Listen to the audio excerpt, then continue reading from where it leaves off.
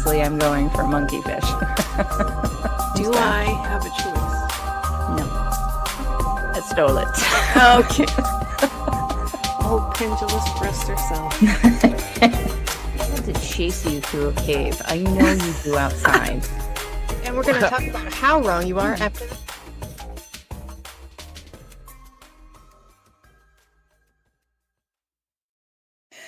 Hey, everybody, and welcome to Monsters Lounge. Welcome to our new intro. Yay, it's so short. It's so short, and it's so good. I love it. I'm Jeni. I'm Tressa. I almost forgot about that part. I was so excited about the intro. I watched it no less than 10 times just to get to the end where you're frustrated. Uh-huh. It's my favorite part too. So good.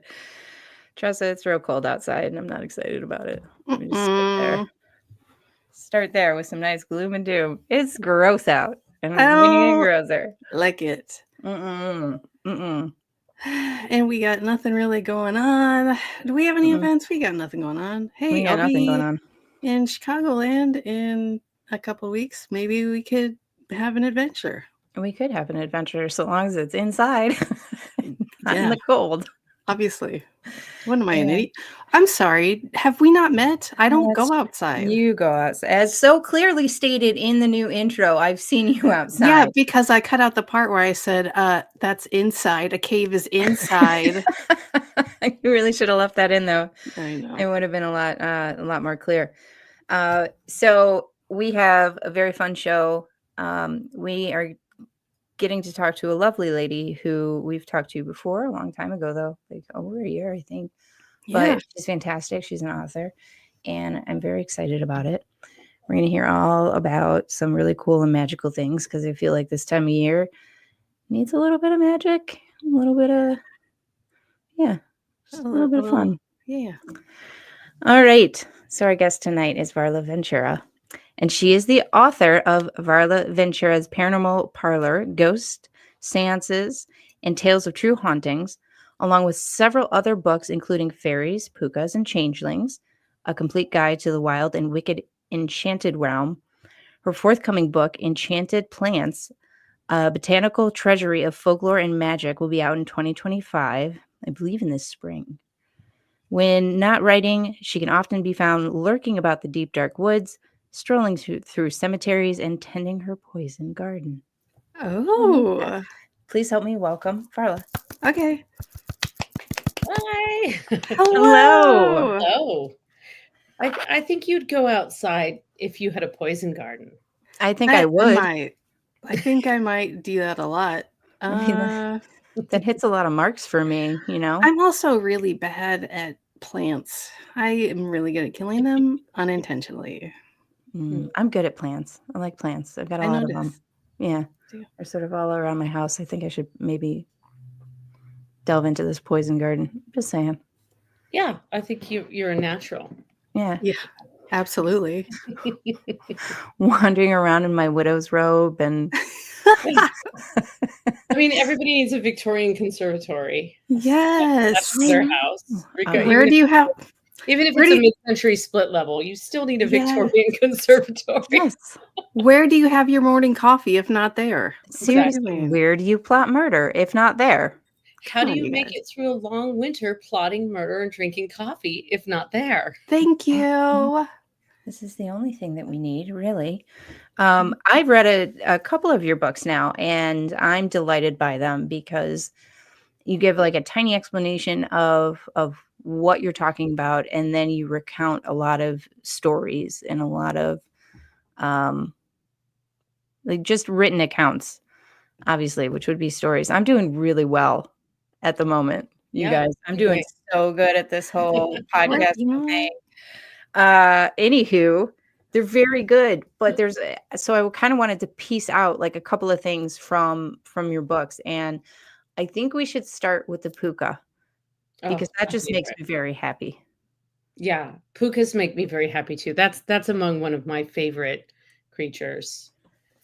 One of the quotes from your books made me extraordinarily excited about it too, because It's just great. They could take the appearance of horses, goats, cats, dogs, and hares. Oh, here we go. It also appears a goat, goblin, dog, eagle, ass, and even a rabbit. I like how there's all those things and then goblin right in the middle. Yeah. All kinds of things. Yeah. All kinds of things. Yeah. So a puka, for those who are not familiar with the puka is kind of the word for a shape-shifting trickster fairy. Now, I have heard people refer to sort of like puka as a general word for fae. I've heard that actually repeatedly in traveling in Ireland and things like that, or like, someone will say, "Oh, my grandmother always just said it was the puka."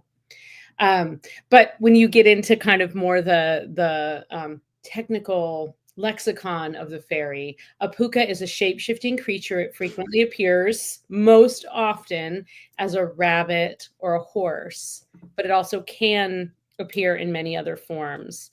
And essentially, its role, like all tricksters, is to kind of just like shake things up, and it doesn't really cause harm, but it definitely makes you reevaluate your life a little bit if you run into a puka. Shut up. So they to pray. I don't need help with that, by the way.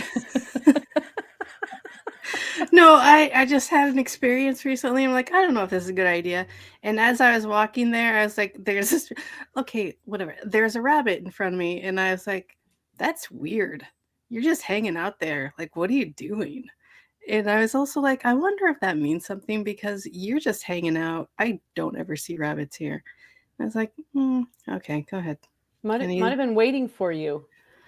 Like, listen, I like to put importance on things that aren't necessarily important, so that could be one thing. However, things to know about you. Yes. I'm sorry. Continue. Don't shut up. That was me. Sorry. No, that's I mean, very well. The puka does tend to prey on those who will not be believed. Typically in a lot of, especially sort of like Victorian era stories, the puka plays on the town drunk. Now you this is all coming together. Are you feeling that? Listen, it's not that much. It's fine. Like what, 3-4 times a week? It's fine. Good. This is all coming together. So now I will say that some of those stories have been infused with morals that maybe weren't there to begin with. So we have to kind of keep that in mind, especially when you think of who was writing these stories. Like the oral stories were going on for centuries and centuries. And then you had certain types of people who were quote unquote educated, could write, could read in English or translate things into English. And they were able to put their agenda on everything, right? Same story, different genre. We know this, right. We know this story. So, but anyway, the puka, tends to prey on the town drunk. So you might be stumbling home from the pub. You were supposed to come home hours ago, probably before dark. You probably had some responsibilities that you've shirked at this point. And as you're sort of stumbling home, you might encounter a black horse with red glowing eyes, or a rabbit that grows to an enormous size, or just has a very menacing appearance. Once you've encountered the puka, you, especially with the horse, it kind of, there's all of these accounts of it basically just sort of like comes at you from behind and flips you over onto its back, and then it just runs off across the moors, basically as close to the cliff and the cliffs of insanity. The cliff, well, you're basically as close to death as you can possibly get without actually being that close to death. You're not actually the puka doesn't cause death. It just causes a lot of mayhem. And so that, you can kind of think, I mean, I'm not going to lie. Well, we've all been there, right? Like we remember leaving and we remember getting home, and we're not entirely sure what happened in between those point A and point B. Yes. Right. We may have been abducted by a puka. It's entirely possible. Missing film. Yes. Yeah, 100%. it's entirely possible. And so usually the puka kind of appears to, it makes you sort of reevaluate, like, oh, I had this encounter with a puka. Maybe I need to get back on the straight and narrow. Maybe I need to reevaluate my path. There are a few stories of pukas shape-shifting and people being so frightened of them that they will leap off of a cliff. Oh, But the puka itself isn't didn't push it off the cliff. It's not causing, it's just, Right. fright that's kind of causing someone to run until they aren't looking in front of them, and then they fall off the cliff. well, that's on them. Yeah, it is on them. It's totally not on the puka. No. And so like many tricksters, so one of the pukas that we all probably know the best is the puka from Harvey, which is a play, but then became a movie starring Jimmy Stewart I believe it was made in the 1930s. It's an old black and white. If you haven't seen it, it's a great movie. And basically you got Jimmy Stewart sitting on a bar stool talking to an empty bar stool, but he's talking to a very large white rabbit. And he's an embarrassment to his sister because he's the town drunk and no one believes him, but he's having these very in-depth conversations with this invisible friend. If you want to go more like slightly more modern, you've got Donnie Darko, right? That giant black rabbit that just sort of appears and follows you and stalks you. So yeah, pukas are quite delightful. I find them to be one of the most interesting kind of creatures of the fairy kingdom because they're shapeshifters, but two, like they really, really they're disruptors. And I like a good disruptor. Heck yeah. I like a good challenge to the status quo, even Let's if that shake it status quo up. might be my own, drunken escapades. I really like the fact that they're shapeshifters, but it's unusual in the way that so many shapeshifters in lore and myth are, malevolent or evil. Yes. And I like that this dude is just out there sort of pranking Living his people. Yeah, it kind of like slightly mischievous, vaguely ill-intentioned pranks, right? Yeah. Like not really, really evil, not the force of evil, but certainly not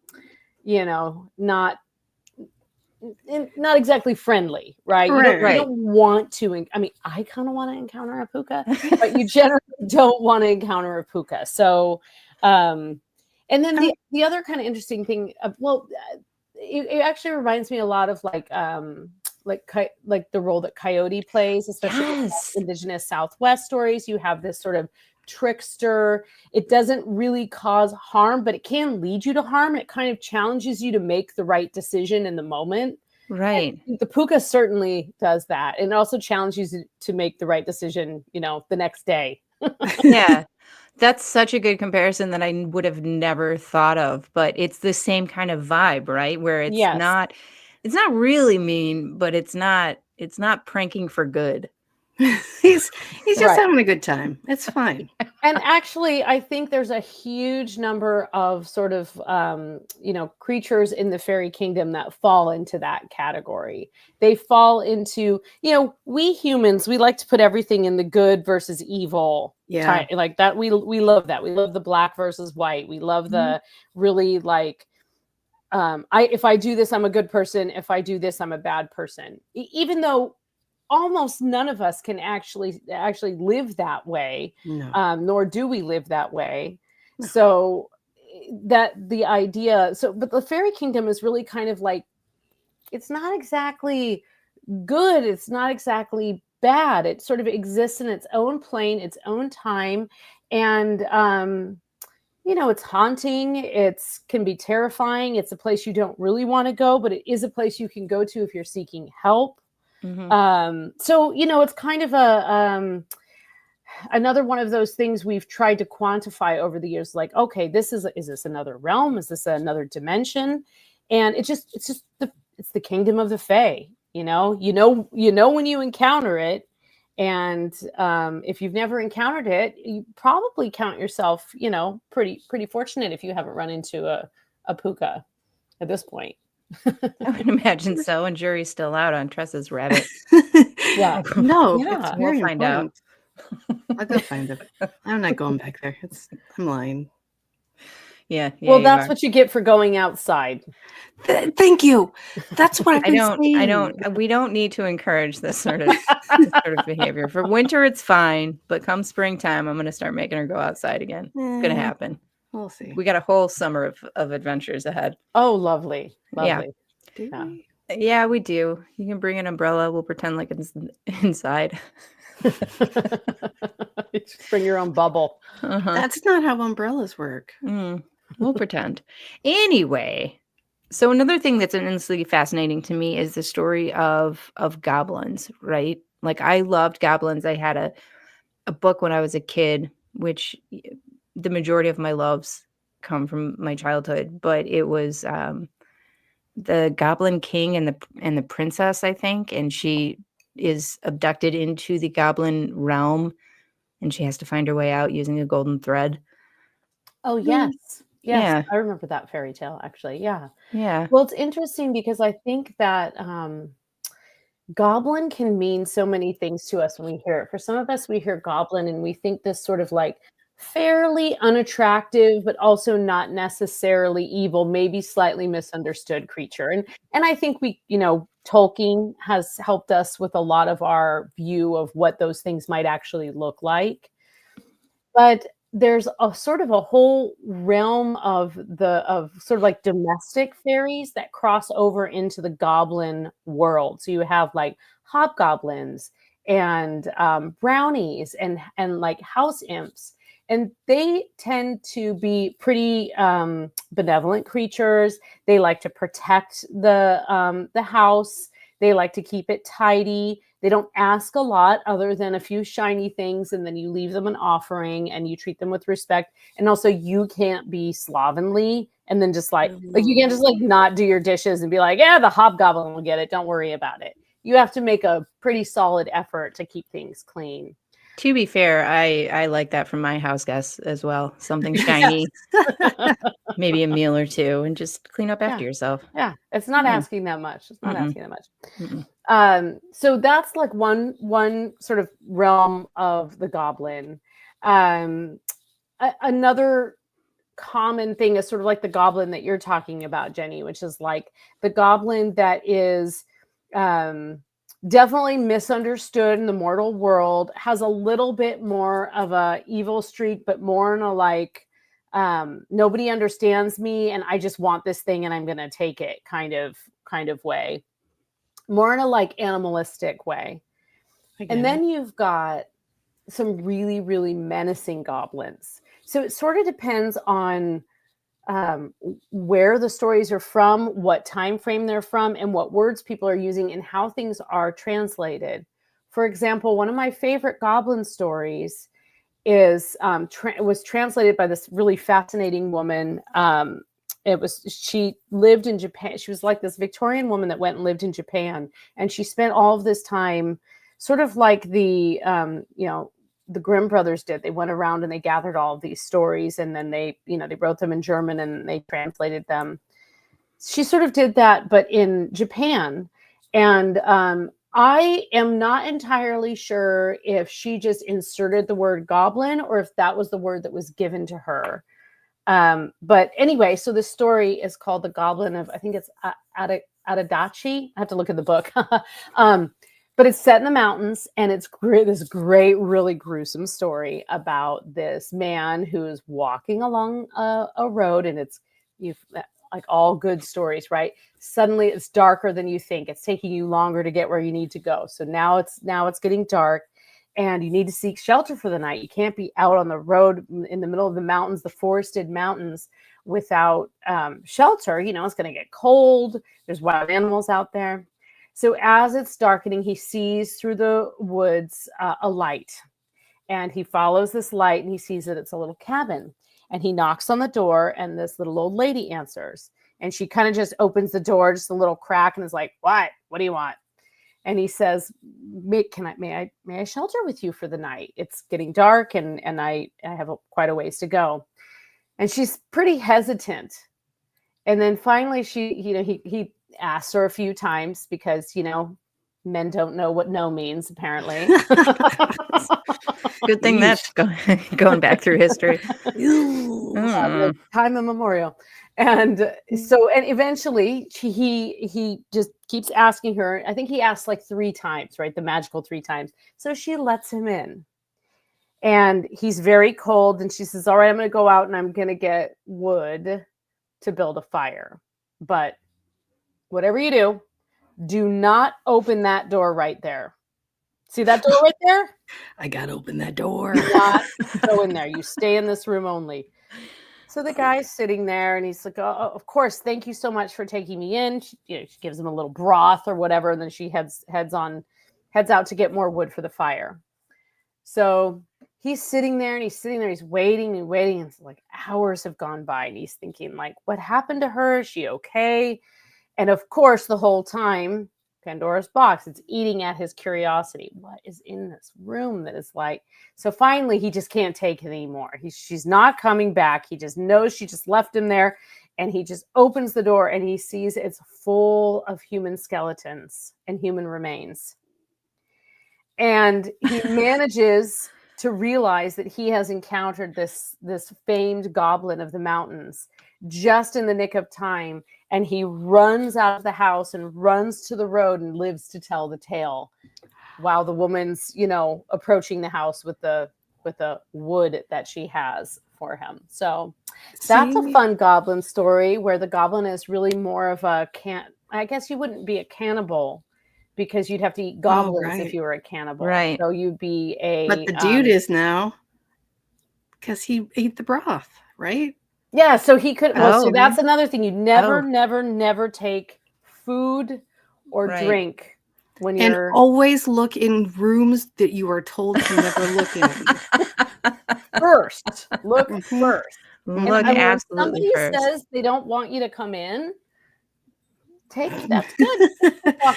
It's a good hint. Find a tree seems somewhere. Reasonable. Yeah. So apparently that's a legendary goblin in that area, and there's numerous stories, but that's my favorite goblin story. But the idea that a goblin can also be something very, very menacing is I feel like they always kind of are portrayed as menacing, but maybe slightly misunderstood. There's a little Beauty and the Beast element there, right? But this goblin, there was no misunderstanding. So yeah, you wouldn't be a cannibal because you're a goblin, but you certainly you're preying on you sup upon other human beings. So excellent use of the word. We're going to hear more excellent words right after this, Jeni. For those of you naysayers, I want you to know how much I appreciate how many of you grabbed a hold of my small package after last week's show. It is out and available. You can get both of my books, The Other Side, A Guide to the Paranormal and Ghost Hunting, and my brand new book, Theater of the Mind, Tales from the Darkness. Both books are out. One, of course, kind of a how-to ghost hunt book, and the other story book of strange supernatural occurrences all around the world. You can get your hand on my small package by just ordering it right off of my website. You can go right to paranormal60.com, scroll down on the front page there, or go to the shop and scroll down and you'll see our book bundle. And I was so humbled by the fact of how many men put their hands on my small package at the end of last week's show and bought it. It was great. It made me feel loved and wanted. I'm not going to lie. Oh, Dave Ward. Oh, Dave Ward. That's Dave Ward. I love him. God bless that man. All right. I promised more excellent words. Let's go. All right. Calm down over there. All right. What about trolls? Trolls are another big fascination of mine. Yeah, trolls again. One of the things that I was very surprised with when I was working on this Fairies, Pukas, and Changelings book were the delightfully beautiful trolls. Now, most of us think of trolls. We think of the troll that's under the bridge. We think of large, sort of somewhat ugly beasts, right? That Sure. hide out behind rocks or hide underneath bridges. And traditionally trolls actually are protectors. They protect water, they protect bridges, they may protect the entrance to caves. So that's why they're still to this day, trolls are traditionally placed at or under bridges. In fact, the Bay Bridge in San Francisco, the original Bay Bridge, had a troll underneath it.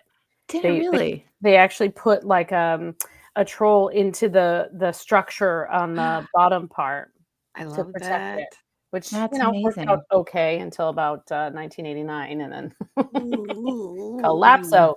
Um,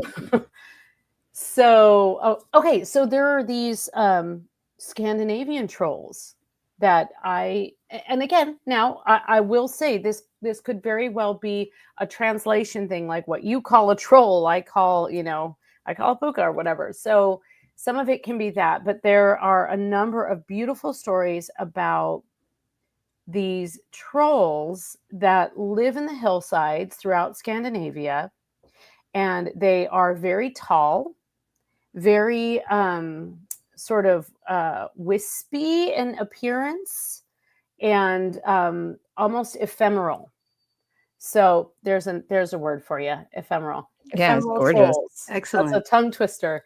And they are beautiful, and actually don't sound unlike some descriptions of like the Nephilim. Like they're very Really? like Oh, really quite glowing and magical. And these trolls, they can cause a little mayhem, but they also can bring good luck, and they're all part of the idea of leaving offerings out, which we do periodically, right? Especially in the winter, we leave a lot of offerings out for a certain elfin troll-like man every winter. So, and then there's also Santa. oh, So so the that really actually surprised me, because I had done I have a few stories about just your average, what I think of as a troll, what we see as trolls. We see these troll sculptures, and then we also have like the massive, like, Grulja is that giant like witch troll that lives in the mountains of Iceland, and Yeah. she's amazing. And then she's got all of her like troll sons that run amok in the days leading up to Christmas. So That's is there's she the one? right. Is she the one that will like eat you if you don't wear your Christmas sweater? Am I Yeah. thinking? Yeah. Love She'll like her. eat you. Yeah. Like, don't go out naked on Christmas Day, basically. Yeah. We love her. She's great. She'll put you in her Listen. giant cauldron pot. Yes, She be will. And then thankful and grateful for your Christmas gifts. What are you doing? I will exactly. eat So you if have a you are little not. gratitude. I thought that Come was on. Christmas cat. The Christmas cat also will stalk you, and maybe it's the Christmas cat that wants you to wear your sweater. But Yeah. Grulja kills you if you go out on Christmas Eve. That's right. Yeah. Yeah, we were hearing Grulja about will her. kill you at Christmas like Eve, her. and her cat will kill you Christmas Day. Yep. And her children will torment you for the 2 weeks leading up to Christmas by doing ridiculous things like licking the pot and stealing the sausage. That's just kids. Yeah, You it's just can't kids. stop That's them. Kids will be kids. Mhm. wild Scandinavian trolls. So yeah, I was quite surprised, and I have a couple stories in that book about these just very sort of like very pleasant trolls. One of them is a story about a troll wedding in which these trolls are having this like beautiful wedding, and there's like this very like magical fairy music kind of coming down the mountain, and then for reasons I have still yet to fully understand, when the people come close, they disappear, but one of them turns into a ball of yarn and rolls down the hill. And I'm not ever Just like Tressa. on that. What is that all about? I'm not Jeni, sure. I'm really not. not sure what the That is such an significance of odd. the. I know. It's a odd beautiful story, and then it kind of falls apart at the end because it's like, Right. okay, well, wait, what? Now we're a ball of twine. Wait, what? Oh, No, we're am I ball- supposed to okay. make a sweater for Christmas? What are you doing here? It's Yeah, all based maybe around yes. these Maybe Christmas it's the sweaters, Christmas hat. man. I don't know. It was Get it it's very together, odd, you but you guys. know, that's why you include it because it's so weird. Yes. What just happened there? There's another thing that always comes up, and I think I might have figured out why this is, but I ask people frequently, so I'd love your take on this. This has All to right. do with changelings. Ooh, I love And those stories I've of read this changelings. in multiple places. The two places that I know off the top of my head, this comes up in William Butler Yeats's collection of fairy and folk magic, and then also Lady Wilde, Oscar Wilde's mother, who was a folklorist and a witch. And there are many books that have her kind of gatherings of like all of these little tidbits of folk magic and wisdom and fairy wisdom. Anyway, they both talk about this it's like how you outsmart the changelings. So just real quick, a changeling is a fairy switch. It's when a human baby is taken, or it can be a person. A person. I guess a baby is a person. It can be Like, real live one. Yeah, a real live one. It can be a grown-up, basically. It could be an adult, it could be an older child, but most frequently it's babies. And they're switched. They don't just take it and never come back. I mean, maybe they do, but they That would be rude. usually they put a different baby in its place. Sidebar, Like a better baby, right? well, I mean, we know today that there were a lot of things that people said were like of the fairy kingdom and were equated to like witchery that were really just like very normal birth defects that Mhm. you know, where Right. people were accused of things for like, look, if you weren't quote unquote normal and able to do Mhm. all the regular duties that you needed to do, sweeping the hearth or whatever the heck you Right. had to do there, right? You Right, were and kind then of you were labeled as an other. And as soon as Right. you're labeled as an other, then you could be from another realm. So Right. Right. And I don't know caveat there. anything like this is not my realm, so I don't know anything, but I have heard a lot of people conjecture that when their like 2, 3, 4-year-old comes back and they're just slightly different, it could have been autism.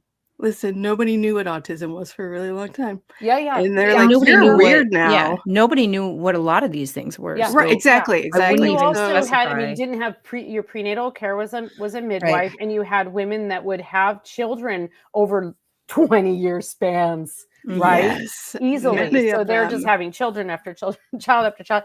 And yes, and there wasn't a great understanding of you know, medicine or Right. anyway. Yeah, So anyway. that's sort of the caveat there with the changelings, right? But anyway, so one of the things that you would do if you suspected a changeling, if you suspected that your child was a changeling, there were like these methods that you could employ in order to basically like let the fairies know you were onto them and get them to bring your child back. And in Lady Wilde's book and in William Butler Yeats' book, and in at least I've read it in multiple places, one of the things that they do is it's called a brewery of eggshells. And they basically set a pot of boiling water going and they throw eggshells in it.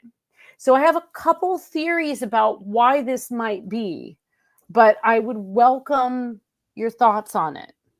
Because now other things might happen with that boiling water, but generally nothing happens with the boiling water. The boiling water is a threat to the fairies. Like I'm going to pour boiling water on this changeling or whatever, and then they make the switch back, or it chases them off, or you can declare like, I know you're out there and I'm coming to get my child, and if you don't return it, I'm going to, you know, XYZ, and then put this boiling water on. So the only thing, so I've read it in so many places, but never read very many theories about it, like written theories anyway. And so I guess that's how you read. And so I thinking about it now, I've been thinking about this for many years, which is kind of probably sad, but I think eggshells would be something that could really cause the water to boil and look like something was cooking in there, but Mhm. they're also a throwaway. So Yeah, you're right. right. So that was one thing. They might smell, is what I was thinking. They might produce this sulfuric smell like boiled Sure. eggs do. And you Right. wouldn't want to waste eggs. You wouldn't want to waste food in this situation No. for idle threats. You want to use something that you would dispose of anyway. So that's as far as I've ever gotten with that. I mean, I don't know, but it occurs repeatedly. So I'm gonna go Right. with the sulfur smell. Like Are you? that I feel like that checks out. You know, I've never boiled eggshells, I so I know, don't know just if it does alone, smell right? like Just sulfur at that eggshells. point. I have two Right. thoughts on that So one. Like the first is that they would look like tiny, like if we're thinking about fairies, we're looking at tiny little fairy heads, right? oh, Like boiled skulls, something like that. Ooh, I like the Or, way you think. right? I right. wonder if there's some sort of connection with, like, is it iron rich? What's in Like eggshells? eggs, Calcium. Eggs are iron rich. Shells have calcium and potassium in them. You can bury them in your garden, and right? they'll give potassium to your plants. But I'm wondering if there's any connection there, right? Something Mhm. that would be used as some sort of supplement because iron was the big deal for fairies, right? Do you mean that they would just sort of then do something with this water would actually be Maybe. beneficial? Yeah. Interesting. And then Right. that made me think, like, is there also a connection, just like magically speaking, with like eggshells, the fertility, the discarded part of the Mhm. fertility? You're trying to get your baby back. I don't know. It could just, yeah. Okay. I like those. I I like like those the theories. fertility theory as well. Yeah, I do Iron, too. that's more of a beef thing, right? Like there's not gonna be a lot of iron in eggshells, Well, who right? knows? I mean, we're talking about back in the day, so I mean, there was all sorts of Eggs were unconventional. different. Iron No, I mean is unconventional like medical, practices and maybe iron does keep fairies away. yeah. In fact, if Yeah. you are ever doing any kind of fairy magic or fairy ritual, you want to make sure there's no iron involved because then you just repel them. So there Right. I could just don't be. mean I just mean like there's not like is there a lot of iron in eggshells? Well, I don't know. it I don't might think be a so. thought, like maybe the sulfur smell from the Mm, eggs smells a lot like I'm no metal Something that expert. and would I don't know what repel I'm talking them. about. mhm. Well, it's certainly a repulsive smell. I mean, I think that's. Right. But it's also a very metallic smell. Mhm. Yes, and I wonder if there's something about, like, I mean, there's some kind of element of practicality in that as well. Well, I've got to put something on the stove to boil, so I'm going to boil these eggshells, Mm. and then maybe something's done with that because you can just throw them in your garden or what. I'm gonna honestly, if I ever find out definitively, Yeah. I'll let you know. But Yeah. it appears quite frequently in literature, Is in folklore. is there like a folk remedy that's based around eggshells? Don't know. Because that might be something in there too.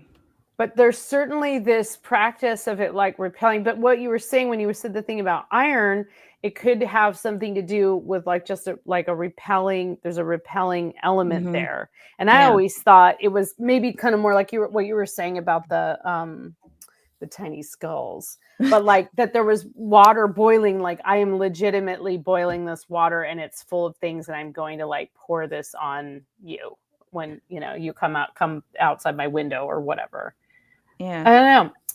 Interesting though, right? So that Yeah. how did we even get to that? I don't know, but Trolls, trolls. fairy skulls. It seems to make sense. Yeah, it was just It's all natural connected. progression. If I had a quarter for every time I thought, how did we even get here Or on this fairy show? skulls, maybe. I don't know. Mhm. Same fairy thing. skulls. Whatever. That's Yeah. fine. Mhm. It's totally fine. We're going to hear about a couple of more amazing things. One of my favorites, which is mermaids, after this break that we've got coming up. Right. Oh, hey, Tressa. Jeni? Oh, I'm just reading my book by international TV sensation, Dave Schrader. I'm reading the book too. I don't remember the name of it or who wrote it, but yeah. There, I like your shirt. You? I got it on monstersloungepodcast.com. You've got a great shirt too. Oh, this? That's so weird. I got it at monstersloungepodcast.com too. They have really great stuff. A full variety. I know, right? They have everything. Shirts. Tote bags. Clutches. A phone case, I think. It's the best.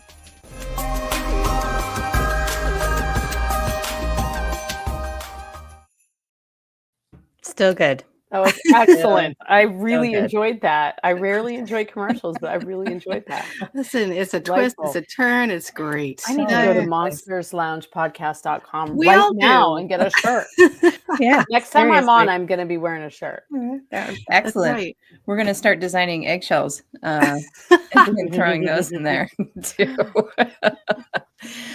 All right. One of my favorite things in the whole wide world is the ocean. And so, of course, I can't let this episode go by without asking about mermaids, since you have an entire book called Among the Mermaids. Yes. Well, shall we talk a little bit about the misperceptions Yes. about mermaids? Yes, I would Yeah. absolutely love that. So I think we have a general idea of, like, mermaids being beautiful, usually topless or wearing shell bras, hanging out with lobsters, playing calypso under the sea. On We their have this. shell Well, and bras. not that there's anything wrong with that. No. Right. But the original Little Mermaid story that entire franchise is based upon, it doesn't go quite like that. Whoa, what? Oh, In fact, no. the Hans Christian Andersen scarred me for life as a child. Right? Same. He did The nothing girl but who trod on a delightful loaf. stories. Oh, that I still, every time I think of that story, my body just like, oh, that's so sad. Poor I little know. Inger stuck in the swamp. But the line that always stood out to me, which I learned when I was far too young, was that when she traded her ability to when she traded so that she could walk on land. So we know, right? She trades her voice, and there's the this is the plot twist and all that stuff. But we don't see this in the Disney movies or whatever. But every step she takes is like daggers in her feet. Yeah. So her feet are just like torn to shreds and just bloody as she's walking across the shore. But hey, she can breathe on land. So Hooray. what we wouldn't give. So we have this perception of mermaids sort of being these sort of delightful things to gaze upon. And there's not necessarily evidence to say that they're not beautiful or don't appear beautiful. Right. However, they certainly have so first of all, especially if you subscribe to like the Irish lexicon of the Kingdom of the Fairy, mermaids are fairies, and they live in their domain is the ocean, and they can shapeshift a little bit, right? So they can appear one way and then appear very differently as they're dragging you and holding you under the water. I do that too.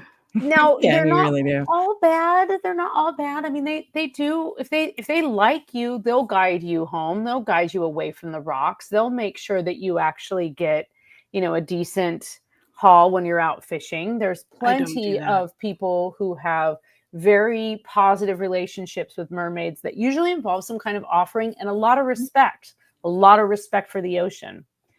But there's also plenty of stories of mermaids, whether it's deliberate or it's just like, why don't you come play with me under the water? What do you mean you can't breathe under here? Mhm. We can all breathe underwater. Yeah, come with me. What are you, stupid? You guys. Look at this sucker. Yeah, exactly. It's like, oh, he's checking out my tits again. Let's get that guy. This guy. Easy target, right? Men, am I right? Yeah. Yep. Mm. So easy. Can't eat them. Can't But- drown them. Yeah, frequently they will sort of entice you into the water. But then, if you've spent any time swimming, even in a Great Lake, right? But in the ocean, the tides, the rhythm, the sounds, the many enchanting things happening around you, it's very, very easy to look up and realize that you are much further from shore than you thought you were. It's Mhm. very easy to get disoriented in the ocean. And that is basically the crux of where the mermaid operates. Oh, what are you doing out here? Oh, look, you go around a corner and you happen to see a mermaid. And one of my favorite stories is the mermaid. There's a few versions of it, but it was where the mermaid is she's like stuck in a tide pool. Yeah. That's a big one.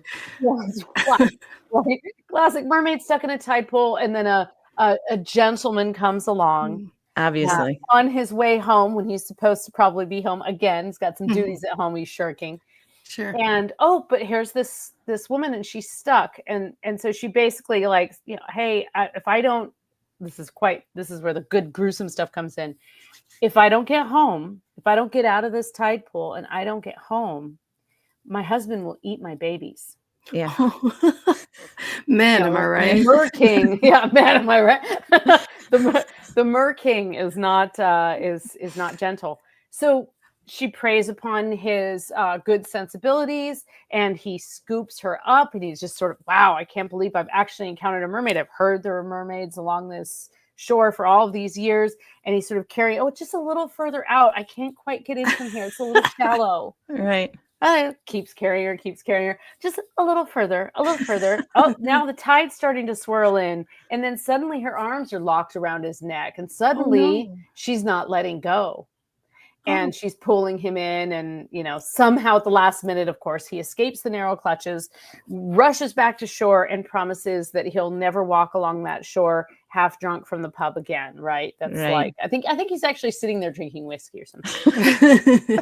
But one of the coolest things, and I love thinking of mermaids like this, because sometimes I get asked, like, well, of all the things, like, mermaids seem to be seen the least frequently.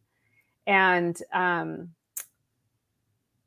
the idea that mermaids, unlike a lot of the other kind of, like goblins or whatever, although in the goblin, the story you're talking about, Jeni, earlier, he does kind of like kidnap this princess, right? But Right. the intermarriage between a supernatural species and a human, that goes back, aeons. And there are, like, the Mermaid of Zenor, which is in Cornwall, which is where the mermaid chair is, which is a bench in a church that's carved, and it has all these elaborate mermaid carvings. She was believed. All the people said, "Well, she never actually came to church, so she was kind of looked upon as a witch." And I have heard the theory put forth that mermaids were killed during the witch trials.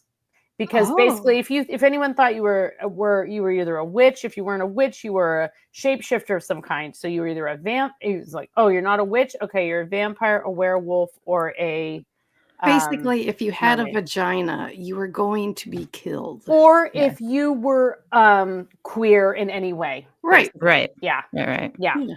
So that is one of the reasons that we don't see as many mermaids, right? That they were actually like hunted and persecuted.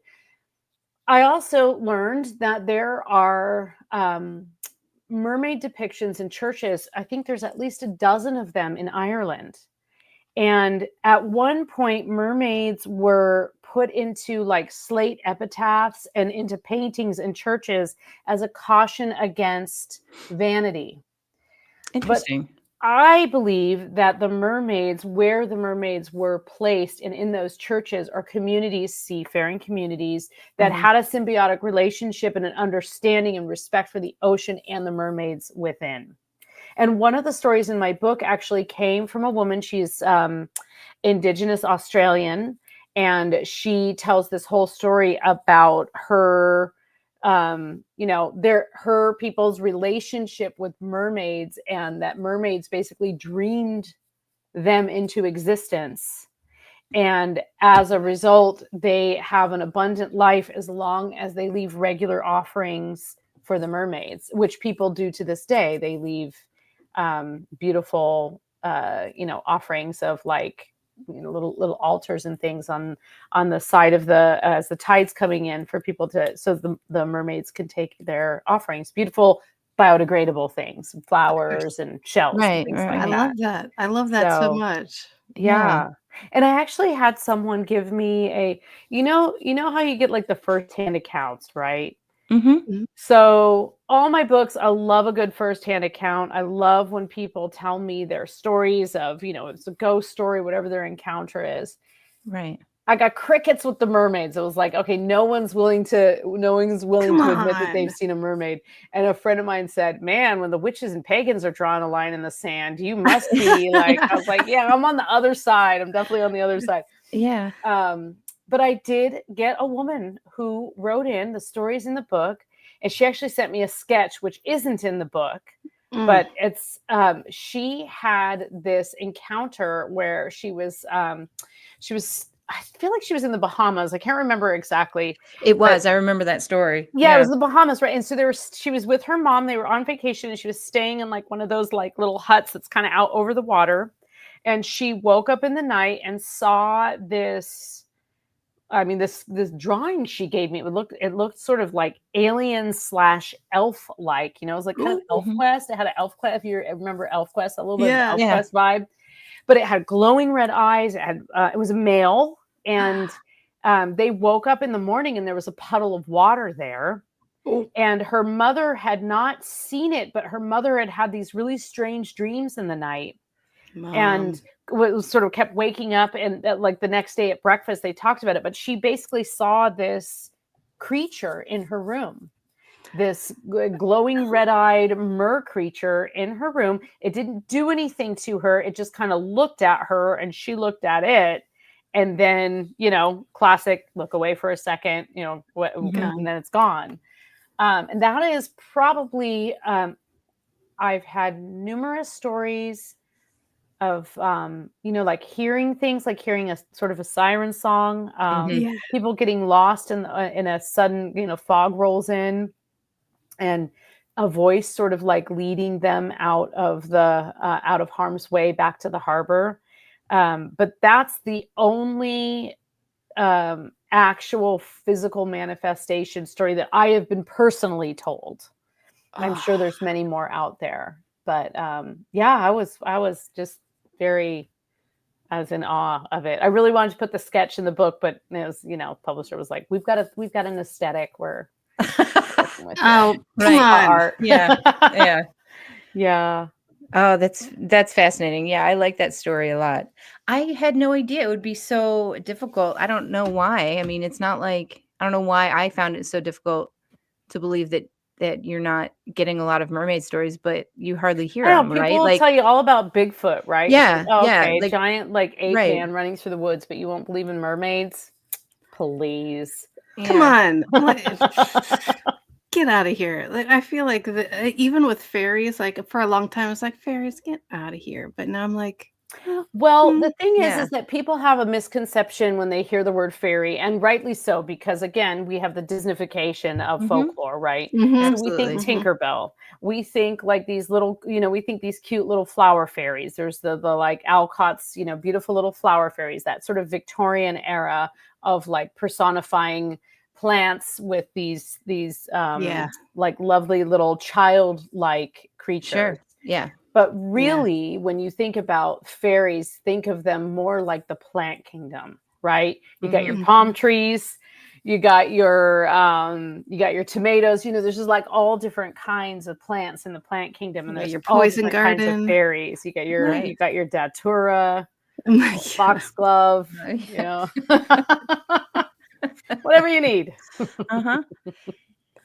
Yeah, speaking of plants and poison gardens, I believe you have a book coming out. I do. In the spring. Tell us about it. Yes, yes. It's coming out in April. It's called Enchanted Plants, A Botanical Treasury of Folklore and Magic. I think that's the subtitle. I often mix it up because I think it should be a botanical treasury, but it might be a treasury of botanical folklore and magic. I can't remember. Anyway, you get the gist, right? Yeah. We had a little argument about that. That's fair. And it is actually an exploration of plants through fairy tales and folklore.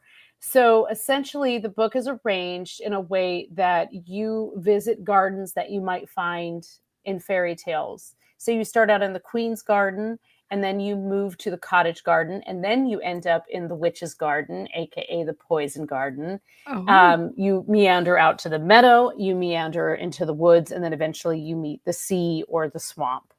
And so the plants that are included in there are, I had over 100 plants originally.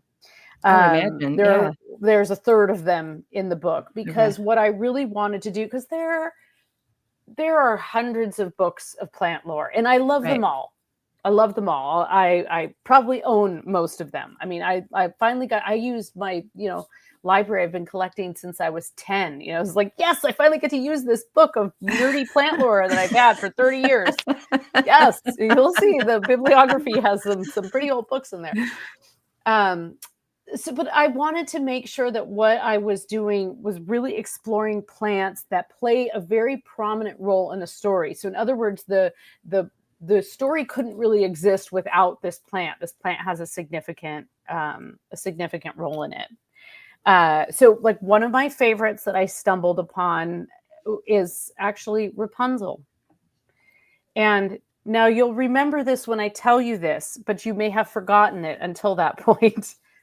Rapunzel, that entire story is based on a plant.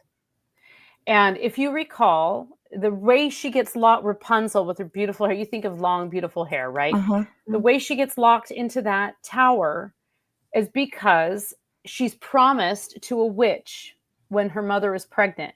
Well, her mother is craving this plant that is growing next door in the witch's garden. That's right. Right? I forgot all about So that she's part. craving this plant, and she's looking out the window, and she sees it, and she basically coaxes her husband to climb over the witch's fence and steal this plant from her.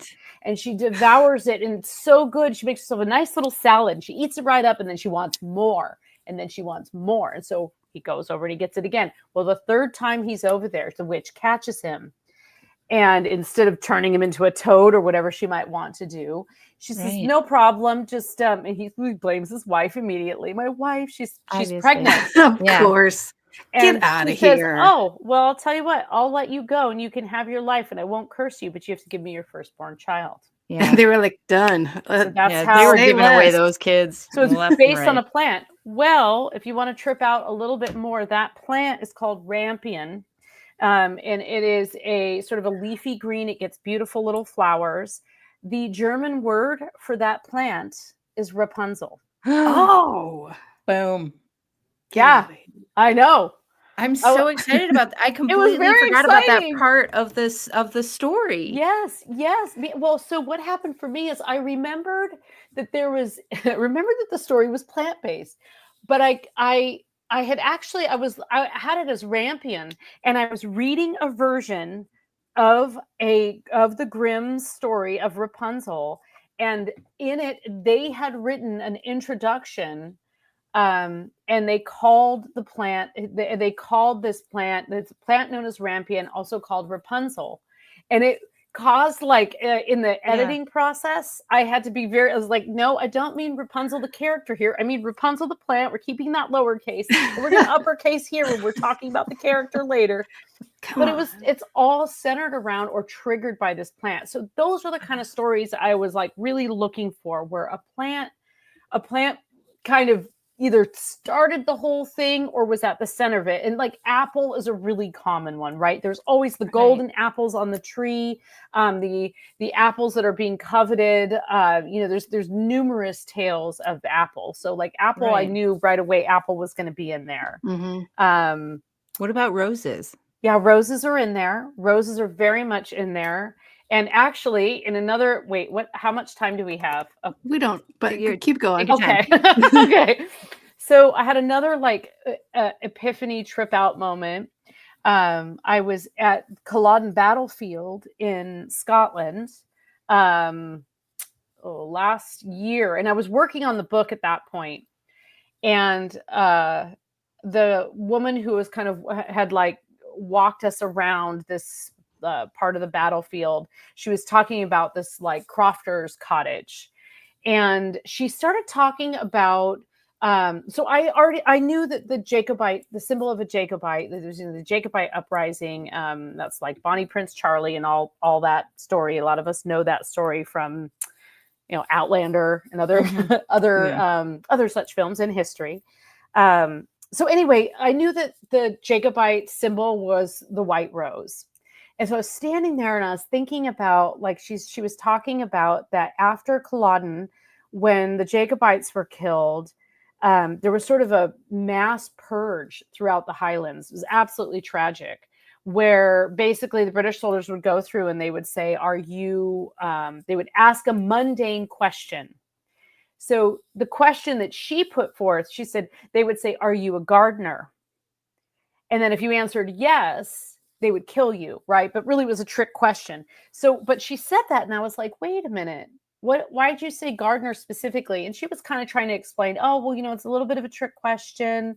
It was basically like a question that everybody gardened because everybody grew their own food. And I'm standing there with my best friend, kind of standing there, and I'm looking at this cottage. And all of a sudden I thought, oh, painting the roses red. No. Get out. And I got like chills, and I whispered to my friend, I was like, painting the roses red.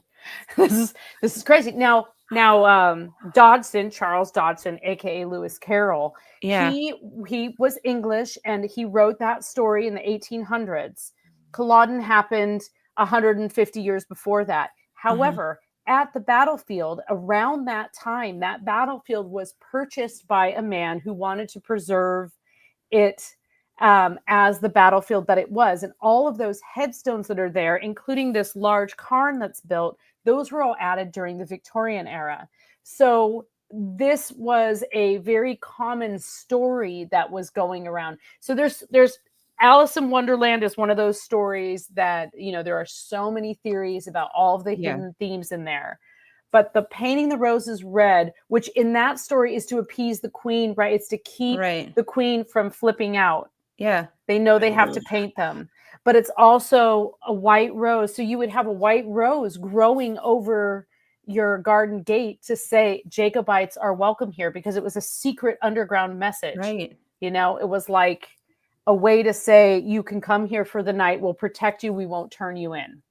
Right. So to paint them red, which was the red coats, right? So a theory of mine. Yeah. It's in the book. I thought, well, I'm just going to follow this thread because I think it's true. Yeah. Right. And that's your the most privilege as an important author. I believe so, yeah. I don't say it's unequivocal. It's a theory I have, and it the way that it came to me made me feel that there was truth in it.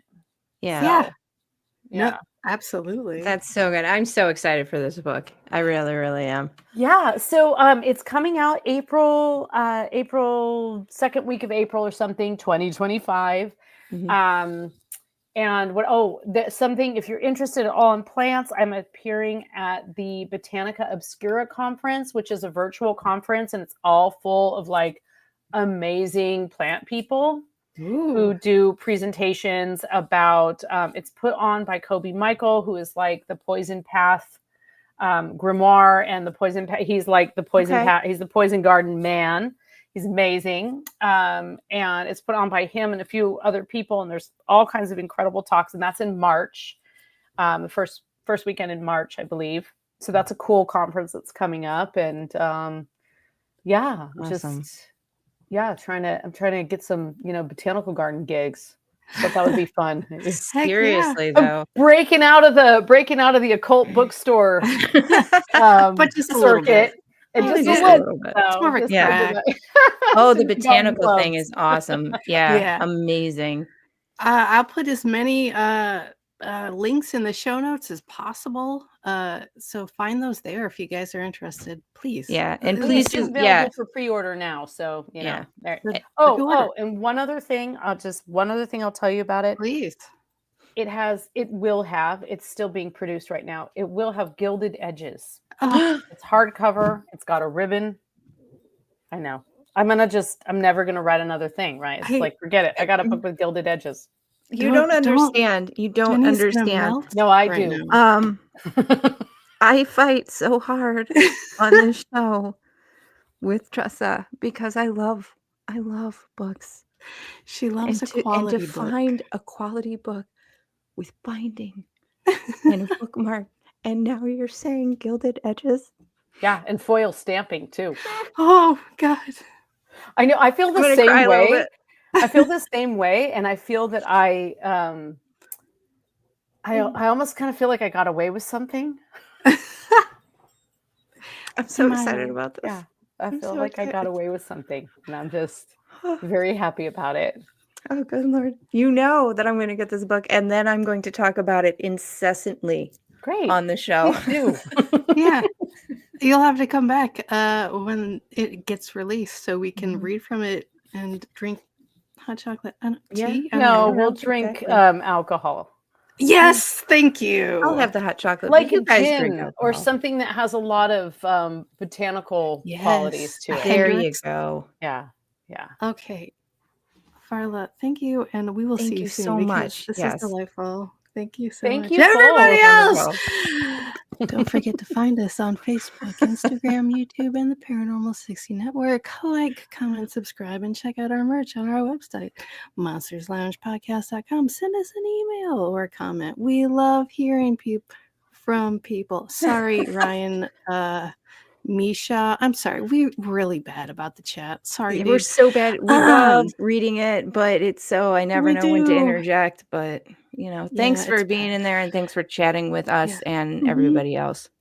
We love you. So until Yeah. next time, thanks for visiting the monsters.